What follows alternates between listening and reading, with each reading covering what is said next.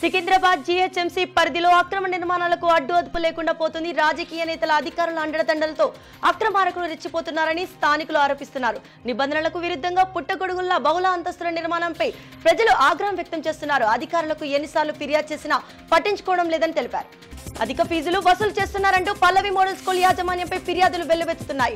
పుస్తకాలు అధిక ధరలకు విక్రయిస్తున్నారని విద్యార్థుల తల్లిదండ్రులు ఆందోళన వ్యక్తం చేస్తున్నారు.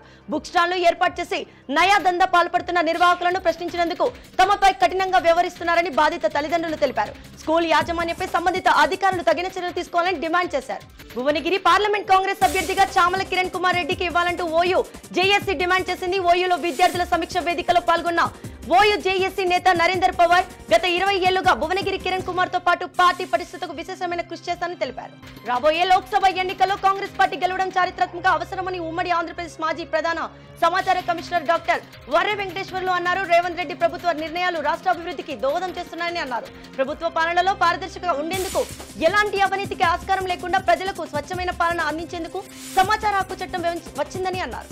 హైదరాబాద్ ను అంతర్జాతీయ స్థాయిలో అభివృద్ధి చేసేందుకు ప్రభుత్వం ఫోకస్ పెంచింది. ఉప్పల్ నల్ల చెరువు సివేజీ ట్రీట్మెంట్ ప్లాంట్ ప్రారంభోత్సవంలో పాల్గొన్న సీఎం రేవంత్ రెడ్డి ఈ ప్రాంత సమస్యలతో పాటు అన్ని ప్రాంతాలను సమానంగా అభివృద్ధి చేయడమే ప్రభుత్వ లక్ష్యమని తెలిపారు. చెరువులు ప్రభుత్వ స్థలాల కబ్జా విషయంలో ఎవరిని ఉపేక్షించలేదని హెచ్చరించారు.